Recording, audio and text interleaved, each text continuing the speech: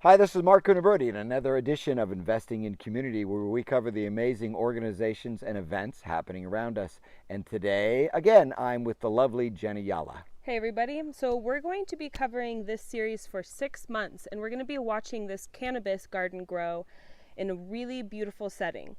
We're at an undisclosed location for obvious reasons, so it's going to be a great series. It's going to be a long shot, long film, so we're ready to go, right? Yeah, we are, and what you can see behind us right now is where the future garden is going to be, and as you can see, there's a lot of fava beans growing and a lot of wildflowers. That's going to help with the soil. So I think it's going to be a great series, so it has a lot of economic impact in the county, as well as a lot of benefits, so I think we're going to just go ahead and do it. Yeah, let's see how it grows. See how it grows, okay. Wildflowers surrounded the field, which brought in beneficial bugs, bees, and the rest. As you can see here, the garden is planted with fava beans, of which will be plowed under later for nutrients. These long gardens with the walkways in between is where the marijuana will be planted.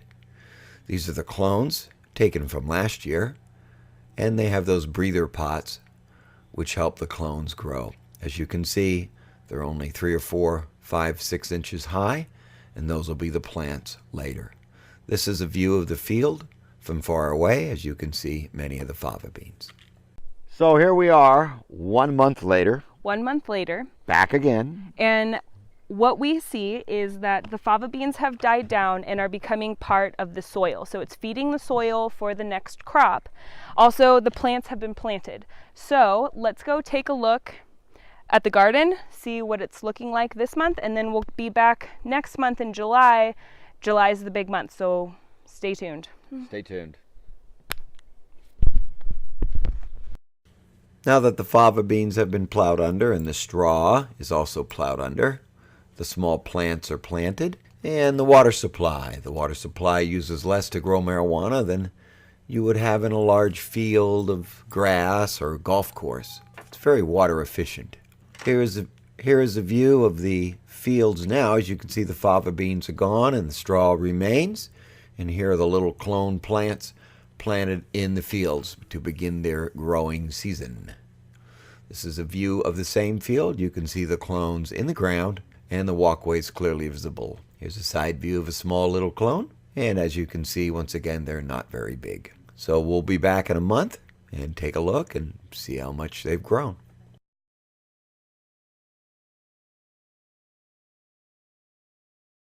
On the 3rd month, we brought our film partner, Crystal Highline, to see the plants. And as you can see, she's seeing all the beneficial bugs in the soil, the size of the plants. We welcome Crystal to the shoot.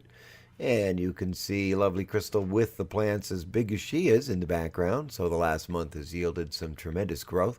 It was very hot the day we were there.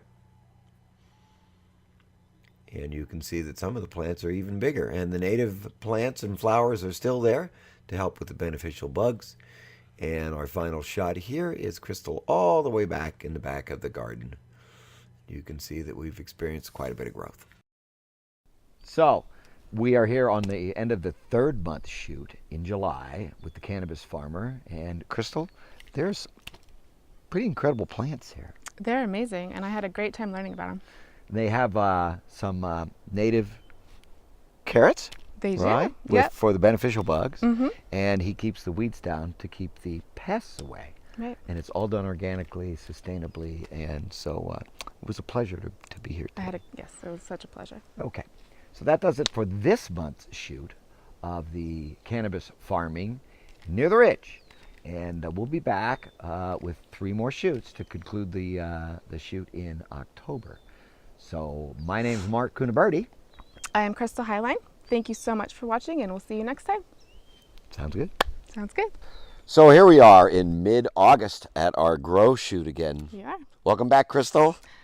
Thank you, Mark. Happy to be here. Happy to be here. So, as you can see behind us, what once was small plants where we started the film quite a while ago, and then last month, of course, you and I were here, and they got even bigger. And now, look behind us, they're 6, 7 feet tall. Yeah, twice as big. So, 3 times as big. 3 times as big, that's right. So, cannabis is a unique crop. Mm-hmm. And tell them about the input and the output of this crop. It's amazing. Well, cannabis is a low input.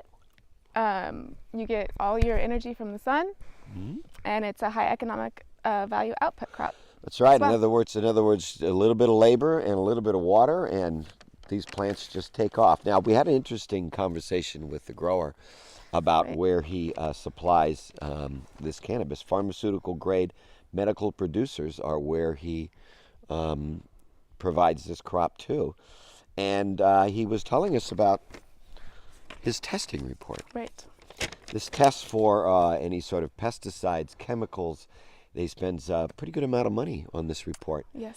And it's pretty sophisticated, so we were really impressed with that. So there we go. We're here in mid-August, and we're going to come back when? Next month. Next Middle month. of the month. Next month. So we'll take some September. photographs. Yeah. And they're going to pick in October. Right. Okay.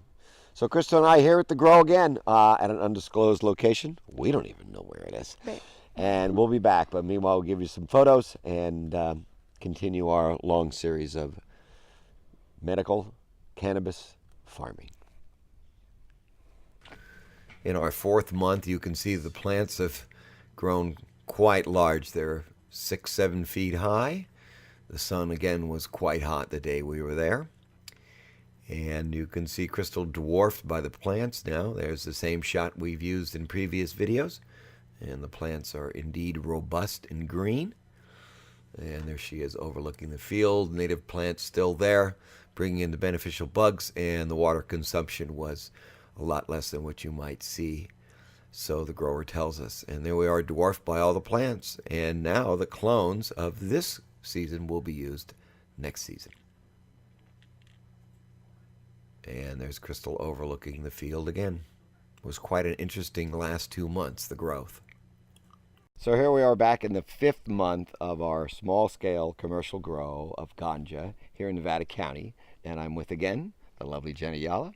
That's right. So we're here, and as most of you can see, we've got these big plants behind us, and we've got about another month to go before it's harvest time. So we'll be back another time before then. So the grower wanted us to emphasize that the outdoor environment is superior in producing higher quality medicinal plants than indoors, and she's very beautiful out here. The medicinal qualities include treat pain and inflammation, address and treat opiate addiction and withdrawal, anxiety disorders, sleep disorders, epileptic seizures, and cancer. That's right. So, it seems to be the opinion of most people that this area of the, geological location is to marijuana as maybe Napa might be to wine. So, plants love it here. The gardens really thrive here. And these outdoor grows, the emphasis is that, with a healthy environment, you have healthy plants. It's pretty incredible, and It is pretty incredible. These are Very big plants over surprising. here. We were here last month. We didn't see almost no flowers, and now it's just looks pretty incredible. So we're gonna take some photographs. Should you want to add anything before we move on to the next month? Take some photographs. I did see this interview, and I hope I don't say this name wrong, but Dr. Sanjay Gupta, he was saying that it's proven that marijuana will treat pain. Fact. It will also help in opioid rehabilitation. So it helps with opioid withdrawals, and then it also helps the brain to recover from, being addicted. So these are all facts that, I saw that on CNN the other day. Sure. Okay, so we're going to take some photographs, and then we'll be back here in a month to witness the harvesting. Yes, I'm excited for that early morning shoot. Early morning shoot, and then hopefully we'll also witness the processing of the medicinal products that we put out. All right, well, let's take some pictures of these beautiful plants and then be back here next month. Okay, we'll see you in a month. And in the 5th month, we welcome Miss Johnny Yala back to the field. She's stunned at the amount of growth we've seen. The plants are 6, 7, 8 feet high. As you can see, she's dwarfed by the plants, and the amount of flowers on the plants are quite incredible. She's pointing out some of the thickness of the flowers. And again, the outdoor grows, so says the grower, are superior to the indoor grows, producing a much higher quality crop. And you can see the flowers, the native flowers, are left to remain. And there's the field against the tree backdrop. You can see how big they are, and in our next shot you will see the concentration of the flowers that have really taken hold in this 5th month. And the lovely Miss Ayala is dwarfed by the plants in this 5th month shoot. And another shot of the flowers in the field. And it was a little bit cooler today that we took this shot. And now she's holding the fava beans, which will be used for next year's crop. So good morning. So here we are in our 6-month shoot of the small commercial ganja grow in Nevada County. I'm with Jen Ayala. Jen? Yep. So we're here early in the morning because this is the time when the plants are going to be the freshest. So this garden right here is getting ready to be harvested. And the reason why they do it so early in the morning is because as soon as the sun hits, then these plants kind of open up and they want to get it early in the morning. So we got this early start. As you can see, there's a couple of different varieties here that I have in my hand, and they're beautiful and impressive. They are beautiful and impressive. I mean, take a look at that. You could see behind us there's an amazing amount of ganja here. This outdoor facility, so says the grower, is far superior to growing indoors. So we wanted to show you the final stage of this grow, and we'll have some more information at the end of the video. So I hope you've enjoyed the series. Jen and I got up early to be here today. What else we want to add?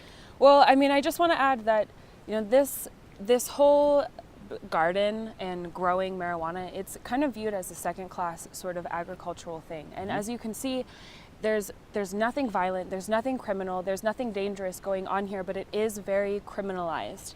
And you know, we just kind of wanted to bring a different viewpoint to this and show you how, you know, this is actually used for medicine.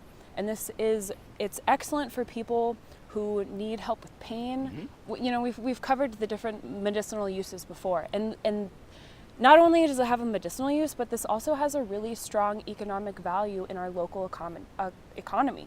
And a lot of those topics are kind of overlooked and not really talked about. So we want to just bring up that there are other points to these gardens, and you know, like, it's a really beneficial thing for the community. This grows really excellent around here, and outdoor grows are the best kind of marijuana and have the best medicinal properties. And so, you know, this isn't a scary thing. This is a natural thing, and it's really beneficial for the community and for the people. Couldn't have said it better myself. Okay, so that does it. We hope you've enjoyed this 6-month extended shoot from Jen and I. It's been fun. It has been fun. That does it for this edition, this long edition of Investing in Community, where we bring the amazing events organizations and sometimes interesting things happening in Nevada County. You can contact us at moneymatters@kvmr.org. My name's Mark Cunaberti. I'm Jen Ayala. Thanks for watching. And in the final 6th month, you can see the flowers are quite pronounced. The harvesting has begun. Here's the field with half of it harvest, and you can see the slag of the plants is left on the ground, and finally into the drying room where the plants are hung upside down.